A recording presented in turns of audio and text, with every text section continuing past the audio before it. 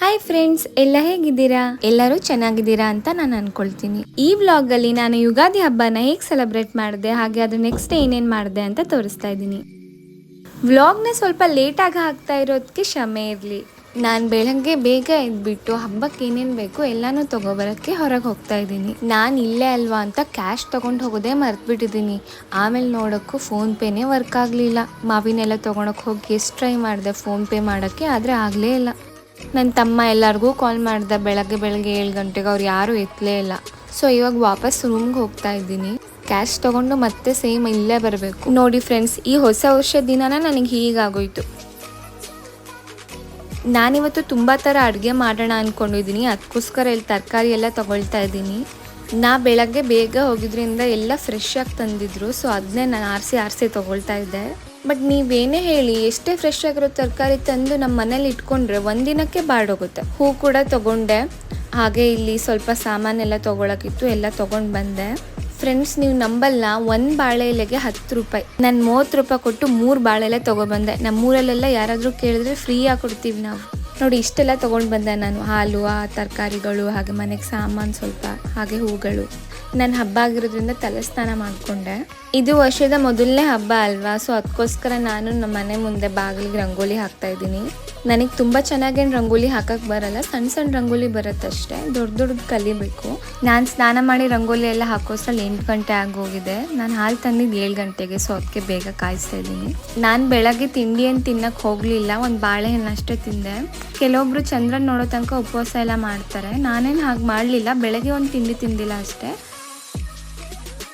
ನೋಡಿ, ಅಲ್ಲಿ ಹಿಂದೆ ಕಾಣಿಸ್ತಾ ಇದೆಯಲ್ಲ, ಅದೇ ನನ್ನ ದೇವ್ರ ಫೋಟೋಗಳು. ನಾನೊಂದು 10:30 ಹಾಗೆ ಎಲ್ಲ ತರಕಾರಿ ಎಲ್ಲ ಕಟ್ ಮಾಡೋಕ್ಕೆ, ಅಡುಗೆ ಮಾಡೋಕ್ಕೆ ಸ್ಟಾರ್ಟ್ ಮಾಡಿಕೊಂಡೆ. ನಂಗೆ ಇವತ್ತು ರಜೆ ಇರೋದ್ರಿಂದ ನಾನು ಹಬ್ಬ ಮಾಡೋಣ ಅಂತ ಅಂದ್ಕೊಂಡೆ. ನಂಗೆ ಈ ಥರ ಹಬ್ಬ ಮಾಡೋಕ್ಕೆಲ್ಲ ತುಂಬ ಇಷ್ಟ. ನಾನು ಆಗಲೇ ಹೇಳ್ದಂಗೆ ನಾನು ಇವತ್ತು ತುಂಬ ಥರ ಅಡುಗೆ ಮಾಡೋಣ ಅಂದ್ಕೊಂಡಿದ್ದೀನಿ. ಬಟ್ ನನ್ನ ಹತ್ರ ಇರೋದು ಒಂದೇ ಗ್ಯಾಸು, ನಿಮಗೆ ಗೊತ್ತು, ಇಂಡಕ್ಷನ್ ಸ್ಟವ್. ಅದರಲ್ಲಿ ಒಂದಾದ್ಮೇಲೆ ಒಂದು ಮಾಡಬೇಕು. ಸೊ ಅದನ್ನು ಖಾಲಿ ಇಟ್ಕೋಬಾರ್ದು. ನಾನು ಒಂದನ್ನು ಬೇಯಿಸ್ತಾ ಇನ್ನೊಂದು ಕಟ್ ಮಾಡೋಣ ಅಂತ ಅಂದ್ಕೊಂಡು ಪ್ಲ್ಯಾನ್ ಮಾಡಿಕೊಂಡೆ. ಸೊ ಹಾಗೆ ಫಸ್ಟು ಬೀನ್ಸ್ ಪಲ್ಯ ಮಾಡೋಕ್ಕೆ ಎಲ್ಲನೂ ಕಟ್ ಮಾಡಿಕೊಂಡು ಬೀನ್ಸ್ ಪಲ್ಯ ಮಾಡೋಕ್ಕೆ ಇಟ್ಬಿಟ್ಟೆ. ಆಮೇಲೆ ಈ ಕಡೆ ಮತ್ತೆ ಬಂದುಬಿಟ್ಟು ಬೇರೆ ತರಕಾರಿಗಳನ್ನ ಕಟ್ ಮಾಡ್ಕೊಳ್ತಾ ಇದ್ದೀನಿ.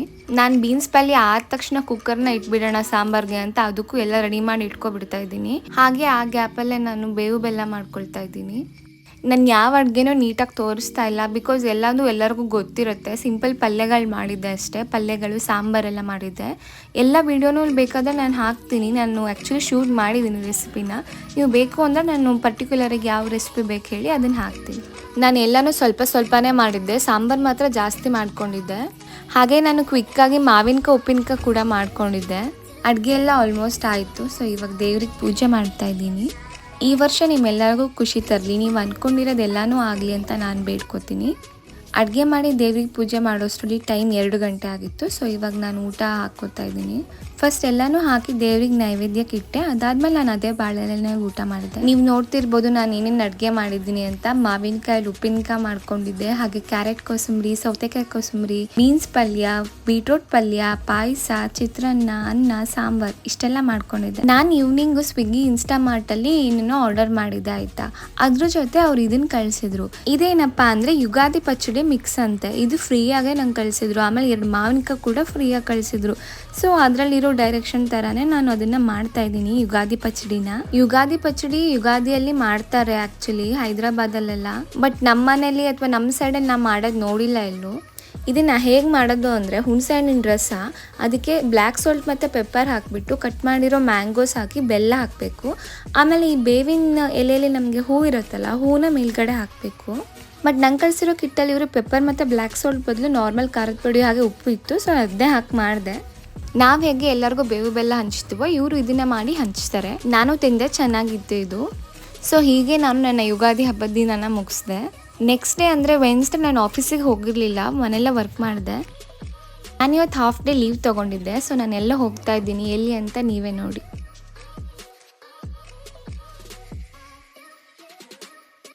ನಿಮಗೆ ಗೊತ್ತಾಗಿದೆ ಅಂತ ಅನ್ಕೋತೀನಿ. ನಾನು ಬಂದಿರೋದು YLG ಸಲೂನ್ಗೆ. ಮುಂಚೆ ವ್ಲಾಗಲ್ಲಿ ಹೇಳಿದ ಹಾಗೆ ಇಲ್ಲಿ ಆಫರ್ ನಡೀತಾ ಇದೆ ವೆನ್ಸ್ಡೇ. ಸೊ ಹೇರ್ ಬೋಟಾಕ್ಸ್ಗೆ ಇಲ್ಲಿ 50% ಆಫ್ ನಡೀತಾ ಇದೆ. ಸೊ ನಾನು ಮಾಡಿಸ್ಕೊಳ್ಳೋಣ ಅಂತ ಅಂದ್ಕೊಂಡಿದ್ದೆ. ನಾನು ಫಸ್ಟ್ ಸ್ಮೂತ್ನಿಂಗ್ ಮಾಡಿಸೋಣ ಅಂತ ಅಂದ್ಕೊಂಡಿದ್ದೆ, ಬಟ್ ನಂಗೆ ಮುಂಚೆ ಗೊತ್ತಿರಲಿಲ್ಲ. ಆಮೇಲೆ ಗೊತ್ತಾಯಿತು ಸ್ಮೂತ್ನಿಂಗ್ ಮತ್ತು ಸ್ಟ್ರೈಟ್ನಿಂಗ್ಗೆ ತುಂಬಾ ಕೆಮಿಕಲ್ಸ್ ಯೂಸ್ ಮಾಡ್ತಾರೆ, ಅದರ ಪರ್ಮನೆಂಟ್ ಆಗಿರೋದ್ರಿಂದ. ಅದು ನಿಮಗೆ ನಾನ್ ಕೆಮಿಕಲ್ ಟ್ರೀಟ್ಮೆಂಟಲ್ಲಿ ಕೆರಾಟಿನ್ ಮತ್ತು ಬೋಟಾಕ್ಸ್, ಹೇರ್ ಬೋಟಾಕ್ಸ್ ಟ್ರೀಟ್ಮೆಂಟ್ ಇರುತ್ತೆ. ನಾನು ಹೇರ್ ಬೋಟಾಕ್ಸ್ ಮಾಡಿಸ್ತಾ ಇದ್ದೀನಿ. ಬಟ್ ಈ ನಾನ್ ಕೆಮಿಕಲ್ ಟ್ರೀಟ್ಮೆಂಟ್ ಬಂದ್ಬಿಟ್ಟು ಪರ್ಮನೆಂಟ್ ಆಗಿರಲ್ಲ, ಅಂದರೆ ಇದು ಮೇಂಟೈನ್ ಮಾಡೋದ್ರಲ್ಲಿ ಇರುತ್ತೆ. ಇದು ಒಂದು ಗ್ಯಾರಂಟಿ ಅವರು ಒಂದು 6 months ಕೊಡ್ತಾರೆ ಅಷ್ಟೇ. ಸೊ ನಾನಿದು ಫಸ್ಟ್ ಟೈಮ್ ಮಾಡಿಸ್ತಾ ಇರೋದ್ರಿಂದ ನನಗೆ ನಾನ್ ಕೆಮಿಕಲ್ ಟ್ರೀಟ್ಮೆಂಟೇ ಬೆಟರ್ ಅಂತ ಅನಿಸಿ ಇದನ್ನೇ ಮಾಡಿಸ್ತಾ ಇದ್ದೀನಿ. ಹಾಗೆ ಇದು ನ್ಯಾಚುರಲಿ ಸ್ಟ್ರೇಟ್ ಲುಕ್ ಕೊಡುತ್ತೆ ನಮಗೆ, ಆರ್ಟಿಫಿಷಿಯಲ್ ಆಗಿ ಸ್ಟ್ರೇಟ್ ಆ ಥರ ಅನಿಸಲ್ಲ. ತುಂಬ ಚೆನ್ನಾಗಿತ್ತು ಹಾಸ್ಪಿಟಾಲಿಟಿ ಎಲ್ಲ. ನನಗೆ ತುಂಬ ಚೆಕ್ ಮಾಡ್ತಾಯಿದ್ರು ನನಗೇನಾದರೂ ಹರ್ಟ್ ಆಗ್ತಾ ಇದೆಯಾ ಅಂತ ಎಲ್ಲ. ನನಗೆ ಫಸ್ಟ್ ಅವ್ರು ಹೇರ್ ವಾಶ್ ಮಾಡಿದ್ರು. ಹೇರ್ ವಾಶ್ ಮಾಡಿದ್ಮೇಲೆ ಈ ಥರ ಸಣ್ಣ ಸಣ್ಣ ಸೆಕ್ಷನ್ ಮಾಡಿಕೊಂಡು ಅದಕ್ಕೆ ಅದು ಪ್ರೋಟೀನ್ದು ಕ್ರೀಮ್ ಬರುತ್ತೆ ಆ್ಯಕ್ಚುಲಿ, ಅದನ್ನು ಹಚ್ತಾ ಇದ್ದಾರೆ ಅದನ್ನ. ಒಂದು ಕೂದಲು ಬಿಡಲಿಲ್ಲ ಅವರು, ಪ್ರತಿ ಒಂದು ಕೂದಲಿಗೂ ಹಚ್ಚಿದ್ರು. ನೋಡಿ ನಾನು ಹೆಂಗೆ ಕಾಣಿಸ್ತಾ ಇದ್ದೀನಿ, ತಲೆಗೆಲ್ಲ ಫುಲ್ಲು ಕ್ಲಿಪ್ಸ್ ಎಲ್ಲ ಹಾಕ್ತಾಯಿದ್ರು, ಬಿಕಾಸ್ ಅದು ಹಚ್ಚಿರೋದ್ರ ಜೊತೆ ಇನ್ನೊಂದು ಕೂದಲು ಮಿಕ್ಸ್ ಆಗಬಾರ್ದು ಅಂತ. ನಾನು ಎಳಿತಾ ಇದ್ರು ಹಿಂದ್ಗಡೆ, ಈ ಕಡೆ ಒಬ್ರು ಎಳಿತಾ ಇದ್ರು, ಈ ಕಡೆ ಒಬ್ರು ಎಳಿತಾ ಇದ್ರು, ಬಟ್ ನಾನು ಗಟ್ಟಿಯಾಗಿ ಕುತ್ಕೊಂಡಿದ್ದೆ. ಸ್ಟಾಫ್ ಎಲ್ಲ ನನ್ನ ಕೂದಲು ನೋಡಿಬಿಟ್ಟು ನಿಮ್ಮ ಕೂದಲು ತುಂಬ ಚೆನ್ನಾಗಿದೆ, ನೀವು ಮುಂಚೆ ಏನಾದರೂ ಕಲರ್ ಮಾಡಿಸಿದ್ರಾ ಕೇಳಿದರು. ಇಲ್ಲ ನಾನು ಮುಂಚೆ ಎಲ್ಲೂ ಕಲರ್ ಮಾಡಿಸಿಲ್ಲ ಅಂದರು. ಬಟ್ ಅವ್ರು ನಿಮ್ಮ ಕೂದಲು ನ್ಯಾಚುರಲ್ ಆಗಿ ಕಲರ್ ಇದೆ, ಚೆನ್ನಾಗಿದೆ ಅಂತ ಅಂದರು. ನಾನು ಮನಸ್ಸಲ್ಲೇ ನಗಾಡ್ಕೊಂಡೆ, ನನ್ನ ಕೂದಲಿಗೆ ಎಣ್ಣೆ ಹಾಕದೆ ಈ ಥರ ಕೆಂಚಾಗಿದೆ ಅಂತ. ನನಗೆ ಅಪಾಯಿಂಟ್ಮೆಂಟ್ ಇದ್ದಿದ್ದು 1 o'clockಗೆ ಮಧ್ಯಾಹ್ನ. ಇವರೆಲ್ಲ ನಂಗೆ ಮುಗಿಸ್ಕೊಟ್ಟಿದ್ದು 5 ಗಂಟೆ ಆಗಿತ್ತು. ಅಂದರೆ ಆಲ್ಮೋಸ್ಟ್ 4 hours ತೊಗೊಳ್ತಾರೆ. ನಾನು ಅವ್ರಿಗೆ 5 o'clock ಇಟ್ಟೆ, ನಿಕೋಸ್ ನೀವು ಮುಗಿಸ್ಲೇಬೇಕು ಅಂದಿದ್ದೆ. ನನಗೆ ಆ ಕ್ರೀಮೆಲ್ಲ ಹಚ್ಬಿಟ್ಟು ಹಾಗೆ ಹೋಗಿಬಿಟ್ರೆ ಆಯ್ತಾ. ಆಮೇಲೆ ಯಾರೂ ಬರಲೇ ಇಲ್ಲ. ನನಗೆ ಟೆನ್ಷನ್ ಆಗೋಯ್ತು, ಅಯ್ಯೋ ದೇವ್ರೆ ನಂಗೆ ಬೇರೆ ಲೇಟ್ ಆಗುತ್ತೆ ಅಂತ. ಆಮೇಲೆ ನಾನೊಂದು 30 minutes ನೋಡಿದೆ, ಆಮೇಲೆ ನಾನೇ ಕರೆದೆ. ಆಮೇಲೆ ಅವ್ರು ಊಟಕ್ಕೆ ಹೋಗಿದ್ರು ಪಾಪ. ಇನ್ನೊಬ್ರು ಬಂದುಬಿಟ್ಟು ಇಲ್ಲ ಸ್ವಲ್ಪ ಡ್ರೈ ಆಗಬೇಕು, ಅದಾದಮೇಲೆ ನಾವು ಮಾಡೋದು ನೆಕ್ಸ್ಟು ಅಂತ ಅಂದರು. ಆಮೇಲೆ ಬಂದರು ಆಯಿತಾ. ಬಂದುಬಿಟ್ಟು ನನಗೆ ಒಂದು ಮಾಸ್ಕ್ ಕೊಟ್ಟರು, ಮಾಸ್ಕ್ ಹಾಕ್ಕೊಳ್ಳಿ ಅಂತ. ಮಾಸ್ಕ್ ಕೊಟ್ಟಮೇಲೆ ಅವರು ಎಲ್ಲ ಹೇರ್ನ ಡ್ರೈ ಮಾಡೋಕ್ಕೆ ಸ್ಟಾರ್ಟ್ ಮಾಡಿದ್ರು.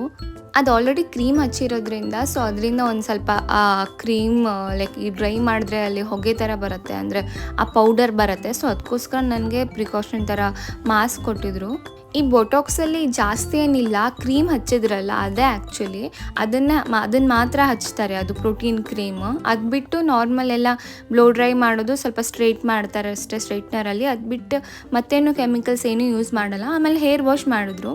ಇದ್ರ ಮಧ್ಯೆ ನನಗೆ ಕಾಫಿನೂ ಕೊಟ್ಟಿದ್ರು, ಕಾಫಿನೂ ಕುಡಿದೆ ನಾನು. ಈ ಪ್ರೈಸ್ ಮತ್ತು ಟೈಮ್ ನಿಮ್ಮ ಹೇರ್ ಲೆಂತ್ಗೆ ಡಿಪೆಂಡ್ ಆಗುತ್ತೆ. ನಂಗೆ ಸ್ವಲ್ಪ ಉದ್ದ ಕೂದಲಿದೆ, ಅದಕ್ಕೋಸ್ಕರ ನನಗೆ ಜಾಸ್ತಿ ಟೈಮ್ ಬೇಕಾಯಿತು. ಹಾಗೆ ಪ್ರೈಸ್ ಕೂಡ ಡಿಪೆಂಡ್ಸ್, ಲೈಕ್ ಲೆಂತ್ ಅವ್ರದ್ದು ಎಷ್ಟು ಇದೆ ಅನ್ನೋದ್ರ ಮೇಲೆ ಅವ್ರು ಡಿಸೈಡ್ ಮಾಡ್ತಾರೆ. ನಾರ್ಮಲ್ ಡೇಸ್ಗಿಂತ ವೆನ್ಸ್ಡೇ 50% ಆಫ್ ಇದೆ ಬೋಟಾಕ್ಸ್ಗೆ, ಹೇರ್ ಬೋಟಾಕ್ಸ್ ಟ್ರೀಟ್ಮೆಂಟ್ಗೆ.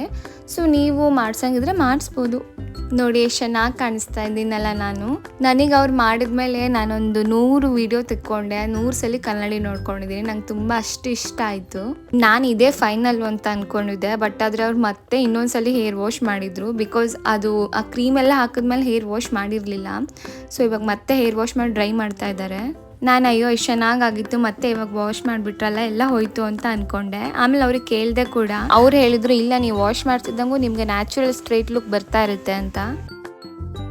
ಸೊ ನೋಡಿ ಫ್ರೆಂಡ್ಸ್, ಇದು ನಂದು ಬಿಫೋರ್ ಆ್ಯಂಡ್ ಆಫ್ಟರ್ ಹೇರ್ ಹೇಗಿದೆ, ಚೆನ್ನಾಗಿ ಕಾಣಿಸ್ತಿದ್ಯಾ ಕಮೆಂಟ್ ಮಾಡಿ. ಹಾಗೆ ನಿಮ್ಮೆಲ್ಲರಿಗೂ ಇನ್ನೊಂದು ಸರ್ಪ್ರೈಸ್ ಇದೆ, ನಾನು ಟ್ರಿಪ್ ಹೋಗ್ತಾ ಇದ್ದೀನಿ. ಸೊ ನಾನು ಎಲ್ಲಿಗೆ ಹೋಗ್ತಾ ಇದ್ದೀನಿ ಅಂತ ನೀವೆಲ್ಲರೂ ಗೆಸ್ ಮಾಡಬೇಕು. ನನ್ನ ಫ್ರೆಂಡ್ಸ್ ಎಲ್ಲರೂ ರೈಲ್ವೆ ಸ್ಟೇಷನಿಗೆ ಬರ್ತಾ ಇದ್ದಾರೆ. ಸೊ ನಾನು ಇಲ್ಲಿಂದ ಹೋಗ್ತಾ ಇದ್ದೀನಿ. ನಾನು ಯಾವ ಪ್ಲೇಸಿಗೆ ಹೋಗ್ತಾ ಇದ್ದೀನಿ ಅಂತ ಗೆಸ್ ಮಾಡಿ ಕಮೆಂಟ್ ಮಾಡಿ. ಯಾರು ಕರೆಕ್ಟಾಗಿ ಗೆಸ್ ಮಾಡ್ತಾರೋ ಅವ್ರ ನೇಮ್ ನಾನು ನೆಕ್ಸ್ಟ್ ವೀಡಿಯೋದಲ್ಲಿ ಹೇಳ್ತೀನಿ. ನೋಡಿ ಎಷ್ಟು ದೊಡ್ಡ ಬ್ಯಾಗ್ ಹಾಕ್ಕೊಂಡಿದ್ದೀನಿ ನಾನು. ನೆಕ್ಸ್ಟ್ ನನ್ನ ಚಾನಲಲ್ಲಿ ಟ್ರಿಪ್ ವ್ಲಾಗ್ಗಳು ಬರುತ್ತೆ. ಸೊ ಎಲ್ಲರೂ ಈ ಕೂಡಲೇ ಸಬ್ಸ್ಕ್ರೈಬ್ ಮಾಡ್ಕೊಂಡು ಇಟ್ಕೊಂಡಿರಿ. ಸೊ ಈ ವ್ಲಾಗ್ನ ನಾನು ಇಲ್ಲಿಗೆ ಎಂಡ್ ಮಾಡ್ತಾ ಇದ್ದೀನಿ. ಇನ್ನೂ ಯಾರು ಸಬ್ಸ್ಕ್ರೈಬ್ ಮಾಡ್ಕೊಂಡಿಲ್ಲ ನೋಡಿ, ಈ ಕೂಡಲೇ ಸಬ್ಸ್ಕ್ರೈಬ್ ಮಾಡ್ಕೊಡಿ, ಲೈಕ್ ಶೇರ್ ಕಮೆಂಟ್ ಮಾಡಿ. ನಾನು ಈ ವಿಡಿಯೋದಲ್ಲಿ JD ಮಾಸ್ಟರ್ ಅಂತ ಇವ್ರ ಹೆಸರನ್ನ ತಗೊಳ್ತಾ ಇದ್ದೀನಿ. ಥ್ಯಾಂಕ್ ಯು, ನನಗೆ ಹೀಗೆ ಸಪೋರ್ಟ್ ಮಾಡ್ತಾ ಇರಿ. ಸೊ ನೀವು ಈ ವಿಡಿಯೋಗೆ ಕಮೆಂಟ್ ಮಾಡಲೇಬೇಕು, ನಾನು ಯಾವ ಪ್ಲೇಸಿಗೆ ಹೋಗ್ತಾ ಇದ್ದೀನಿ ಅಂತ ನೀವು ಗೆಸ್ ಮಾಡಿ. ನೆಕ್ಸ್ಟ್ ವಿಡಿಯೋದಲ್ಲಿ ನೀವು ಗೆಸ್ ಮಾಡಿರೋದು ಸರಿನಾ ತಪ್ಪಾ ಅಂತ ನಾನು ಹೇಳ್ತೀನಿ. ನೆಕ್ಸ್ಟ್ ಒಂದು ಎಕ್ಸೈಟಿಂಗ್ ವ್ಲಾಗ್ ಜೊತೆ ನಿಮಗೆ ಸಿಗ್ತೀನಿ. ಅಲ್ಲಿ ತನಕ ಎಲ್ಲರೂ ಖುಷಿಯಾಗಿರಿ, ಹ್ಯಾಪಿಯಾಗಿರಿ. ಜೈ ಶ್ರೀ ಕೃಷ್ಣ.